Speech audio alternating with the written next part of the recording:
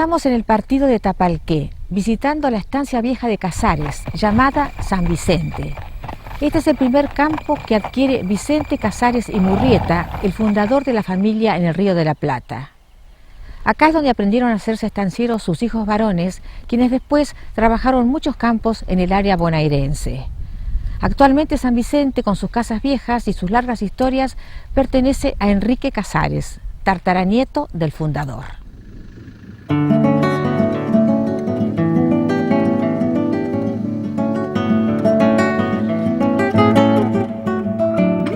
San Vicente de Casares es una de las estancias más viejas y grandes que tuvo el partido de Tapalqué, una de las regiones más castigadas por los malones en la época en que se asentaban los primeros fuertes, pueblos y estancias del centro bonaerense. Si bien no hay precisión con respecto a la fecha de fundación de este establecimiento, el doctor Enrique Casares, su actual propietario, cree que fue allá por 1826 que su antepasado, Vicente Casares y Murrieta, adquirió estas tierras situadas en plena frontera.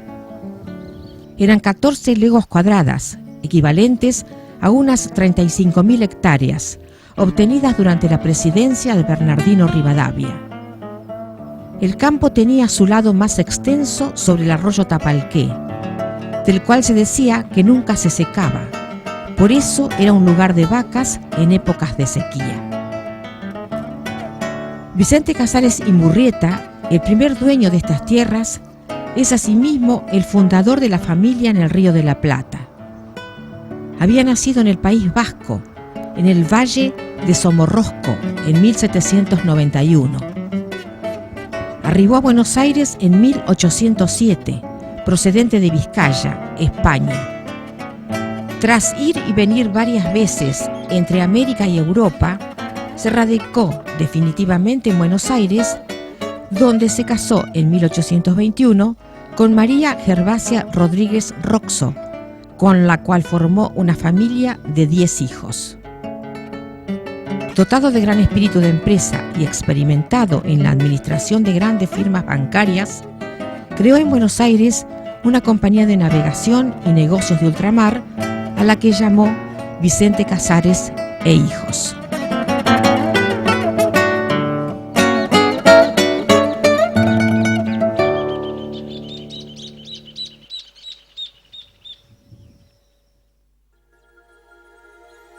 Este vehículo era los primeros medios de transporte que usaba la familia cuando estaba poblando este establecimiento y se trasladaban con él desde Buenos Aires hasta acá en las épocas previas al ferrocarril. Acá venía la familia adentro, tenían un portamantas, un portaequipaje, venían con 6 caballos y viajaban con tropillas de animales de tiro, haciendo por lo menos 3 etapas antes de llegar acá. Los hijos varones de Vicente Casares secundaron a su padre en los negocios y en la formación de estancias sobre los campos de frontera que iba comprando la empresa familiar. En ese primitivo tiempo de avances hacia el sur, de huellas, carretas y el afianzamiento poblacional del fuerte del Arroyo Azul, la estancia de Vicente Casares fue tomando forma con sus rancheríos primigenios, sus primeros arbolitos y sus corrales de palo a pique. Enrique Casares, seguramente uno de los hijos mayores de Vicente, es el que figura a cargo de este establecimiento en los años iniciales. A este le toca vivir la época más rústica, el desierto salvaje, la presencia del indio, de los gauchos primitivos, de los milicos federales, entre los que tenía que vivir y contratar al personal. El patrón de entonces debía ser muy firme y autoritario con quienes trabajaban en la estancia. Era necesario mantener la disciplina con hombres acostumbrados a la libertad de la pampa, altaneros, rebeldes y rápidos con el cuchillo. Este vehículo se particularizó por tener participación en una, digamos, tragedia familiar que se dio cuando un puestero del establecimiento, que siguiendo la costumbre habitual, después de una cantidad de años tenía que ceder su lugar a gente más joven para que tuvieran también su oportunidad. Este hombre, que era un portugués, se negó a hacerlo así y tuvo un altercado con Enrique Casares, y este hombre salió resentido, y en el momento que ese Enrique Casares estaba conversando con un esquilador en el galpón de esquila, del lado de afuera, estaba mirando hacia adentro, vino el portugués de atrás y le pegó una puñalada en la espalda y lo mató. Lo singular es que el regreso de Enrique Casares a Buenos Aires fue, en este vehículo iba la viuda y los hijos, en un vagón iba el ataúd fabricado acá por el carpintero del establecimiento, y al lado del ataúd iba el asesino engrillado, y tardaron 3 días en llegar a Buenos Aires. Imaginarse la experiencia de la familia esa viajando en este vehículo durante 3 días al lado del asesino y del padre muerto por esos campos. Hoy les presento uno de mis 10 libros dedicados al fascinante espacio rural que descubrí hace más de 50 años. En la Ruta de las Estancias, edición corregida y aumentada, ya está en las librerías del país. Ahora, en la home de elrural.com, toda la información, de punta a punta en tu celular, computadora o tablet. La programación en vivo, los mercados, pronósticos climáticos, noticieros y mucho más. Para ver a toda hora y en cualquier lugar. En elrural.com, la web de Canal Rural.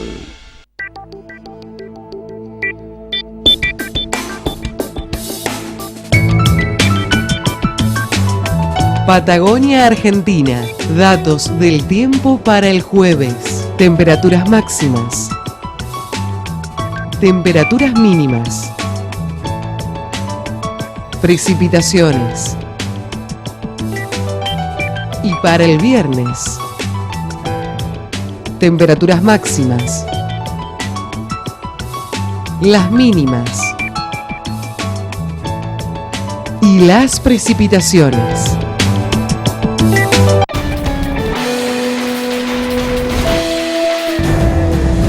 En la primera mañana, toda la información para arrancar el día. El ingreso en Liniers y las cotizaciones. Los mercados granario y ganadero, el clima y mucho más están en Mercado Visión. Con Alfredo Guarino y Silvio Bayoco. Lunes a viernes de 7 a 10 por Canal Rural.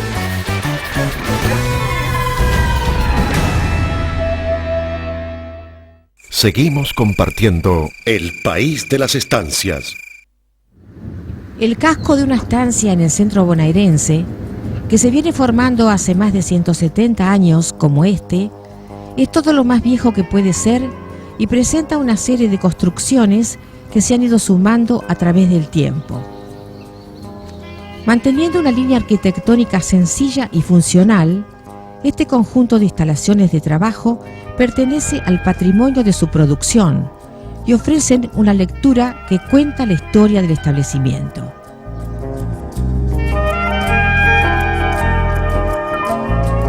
El hermoso portal de hierro forjado, marcando la bella época de la estancia grande, se enfrenta con los corrales viejos, fuera del casco, donde la paisanada de paso dormía al aire libre junto a sus caballadas y a sus aperos.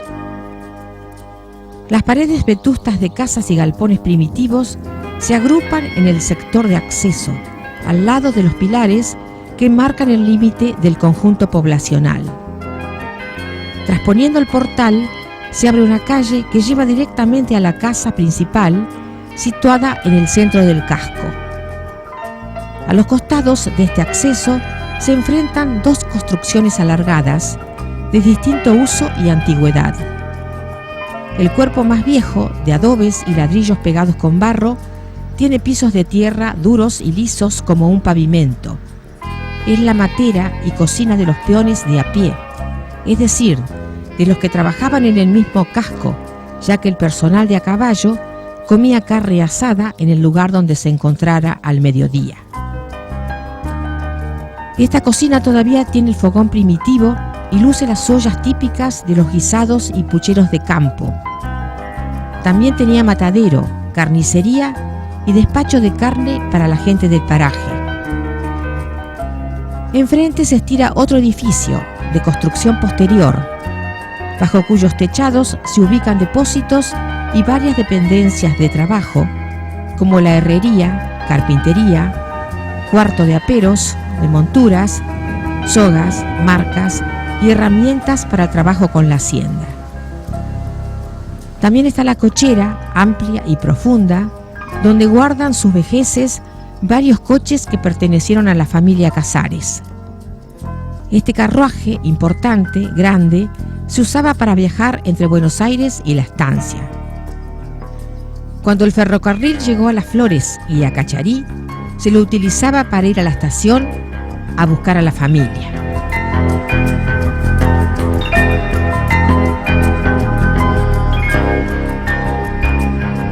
Las estaciones de ferrocarril, los almacenes de campo y las estancias están íntimamente ligadas a las historias de las regiones. Tal es el caso del almacén San Gervasio, acá en la estación Campodónico. Actualmente, la ubicación de esta estancia tiene como referencia el almacén de la estación Campodónico, uno de los tantos paradores rurales que alguna vez le dieron vida a la línea del ferrocarril provincial que unía las ciudades de La Plata con Olavarría. Este viejo almacén, famoso en la región porque es uno de los pocos que conservan las rejas delante del mostrador, pertenece a la historia de la estancia San Vicente.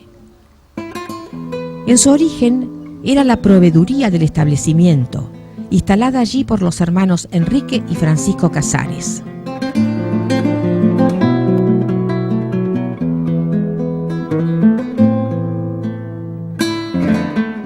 ¿Cómo andan? ¿Bien? Bien. ¿Qué anda haciendo? Una esperidina, por favor. Una esperina. ¿Temprano empezar hoy? Sí, bueno, pero es sábado.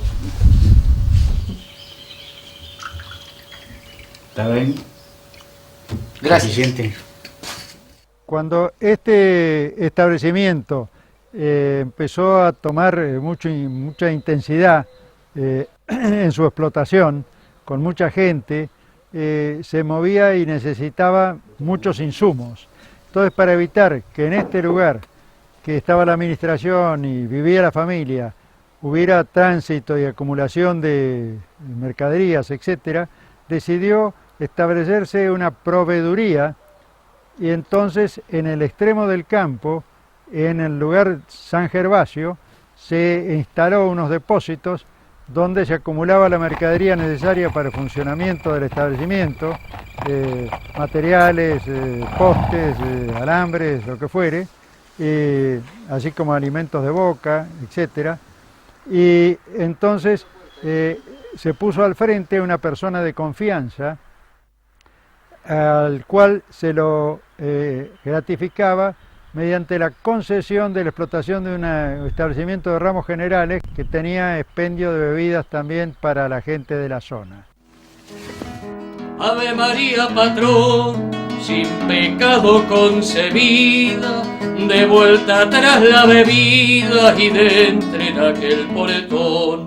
Busco quien me dé razón o me sepa noticiar, si no han visto pasar a unos caballos perdidos, o que alguno buen amigo me los ha ido a buscar.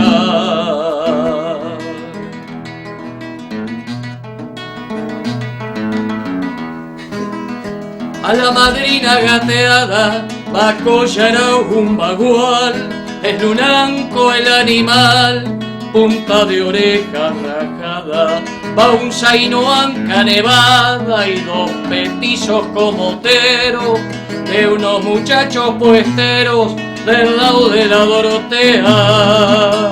Iba un petizo batea con un zaino lomovero. Antiguamente el coperío era muy lindo, se juntaba mucha gente en las tardecitas.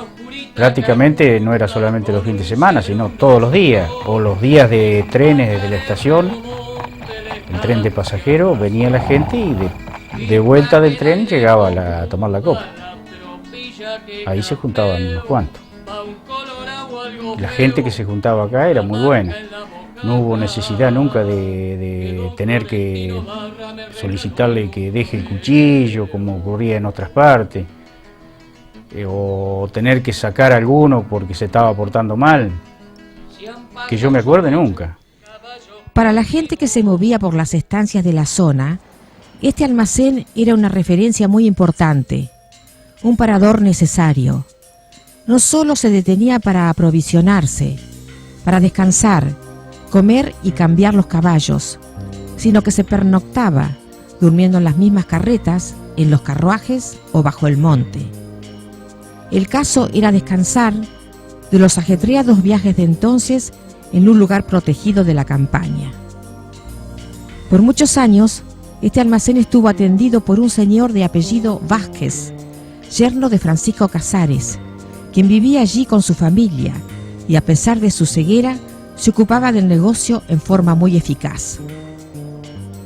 Más adelante, por los años 90, los Casares instalaron allí a un hombre de su confianza, llamado Pascual Campodónico, quien prácticamente se había criado trabajando con la familia. Campodónico se instaló en este almacén con su esposa, siendo habilitado por los Casares para despachar mercaderías a la gente del paraje en su propio beneficio. Hoy les presento uno de mis 10 libros dedicados al fascinante espacio rural que descubrí hace más de 50 años. En la Ruta de las Estancias, edición corregida y aumentada, ya está en las librerías del país.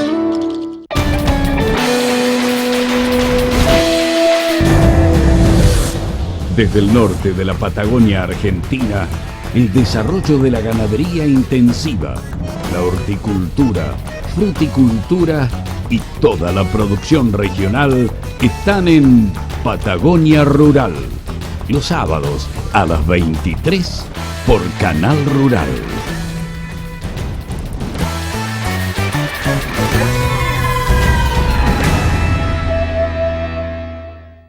Elrural.com siempre a mano, en su escritorio, en la tablet o en el celular. Porque ahora todo es más amigable en elrural.com, con la información de siempre, en un nuevo formato, a su medida.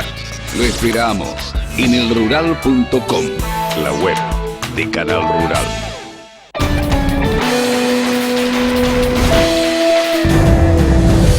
En Canal Rural Noticias, este sábado y domingo tenemos visitas para analizar el presente y poder diseñar un futuro. Este fin de semana, en una emisión especial de sábado y domingo, Carlos Echepare recibe la visita de los 4 expresidentes de la mesa de enlace durante la resolución 125. Una charla imperdible con Mario Llambías, Luciano Míguez, Carlos Gareto y Eduardo Bussi sobre lo que dejó la última gran gesta del campo argentino, pero también sobre la actualidad y el futuro del sector. Esperamos para pensar nuestro campo en Canal Rural Noticias, este sábado y domingo a las 21.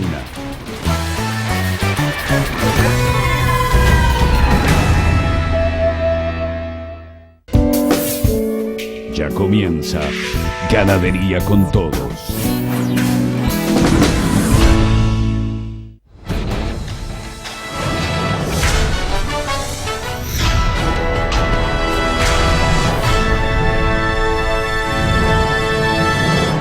Seguimos compartiendo el país de las estancias. Con el tiempo, Pascual Campodónico formó buen capital y adquirió un campo de 7.000 hectáreas, quedando el caserío del almacén como el casco de su propia estancia. Por entonces, la estación del ferrocarril provincial, instalada cerca del despacho, se llamaba Antonio de los Heros, uno de los estancieros pioneros del paraje, y se le cambió el nombre por el que lleva hasta ahora. Fallecido Pascual Campodónico, su esposa, que no tenía descendencia, legó todos sus bienes a los padres salesianos de Don Bosco, quienes instalaron en el paraje un hermoso complejo habitacional de veraneo para los chicos de su feligresía. El viejo almacén fue adquirido por los hermanos Toso, a uno de cuyos descendientes aún pertenece. Estos almacenes y despachos de bebidas rurales, que apenas pueden sostenerse con 3 clientes por día, aún prestan algún servicio a la gente del paraje, que se sigue identificando con la estación, el boliche y el campo de los Casares.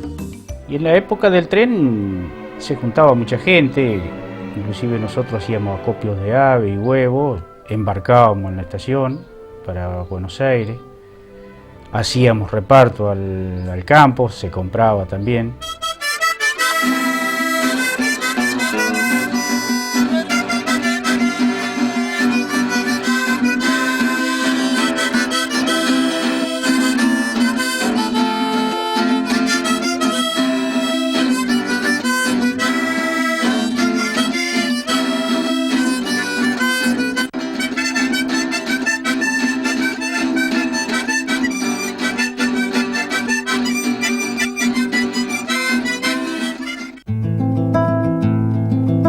Al morir Enrique Casares, su hermano Francisco tomó las riendas de este establecimiento y oportunamente fue su heredero.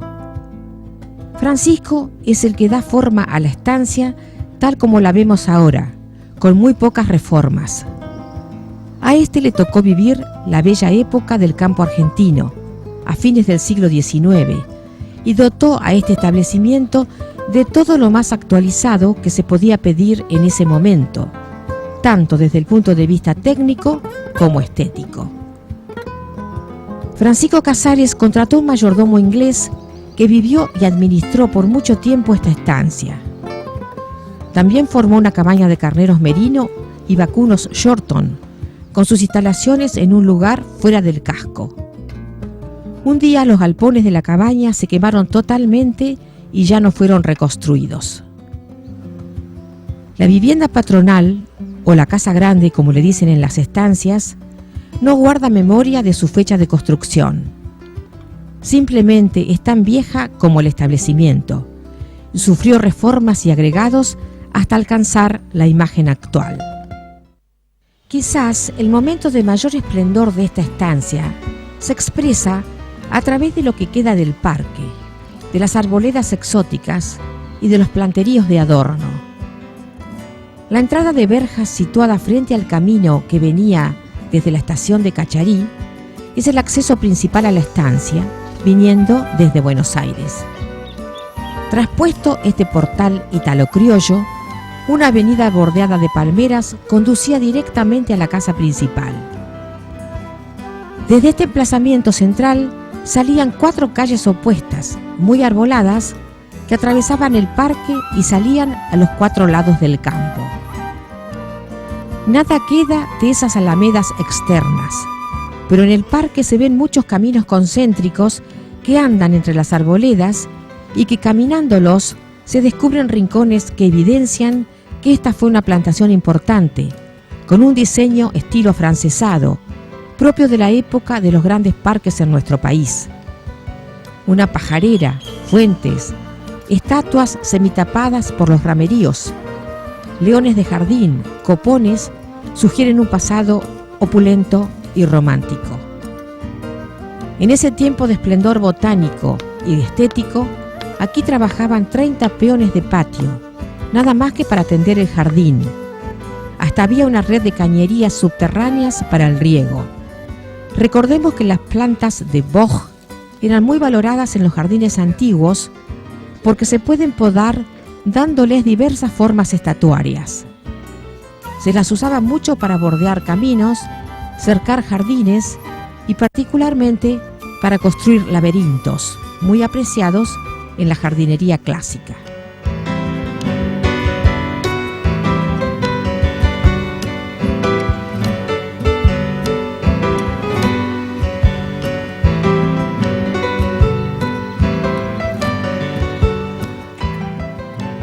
Cuando desapareció Francisco Casares, el campo se subdividió entre sus 14 hijos.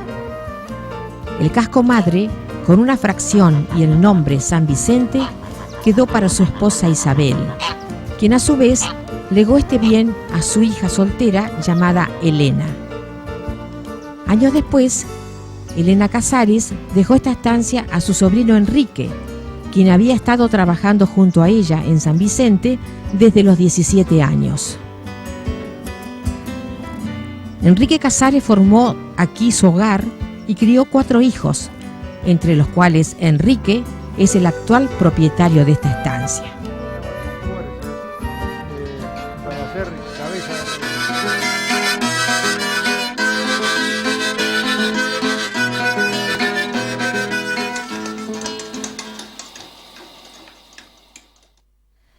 Bueno, después de escuchar esta guitarreada almacenera, nos vamos de los campos tapalqueneros, donde los Casares están presentes desde los orígenes poblacionales de esta región. Hasta la semana que viene. Para ser protagonista en este programa con su estancia o empresa, comuníquese al 02293 43 87 88. Cuando el juego se vuelve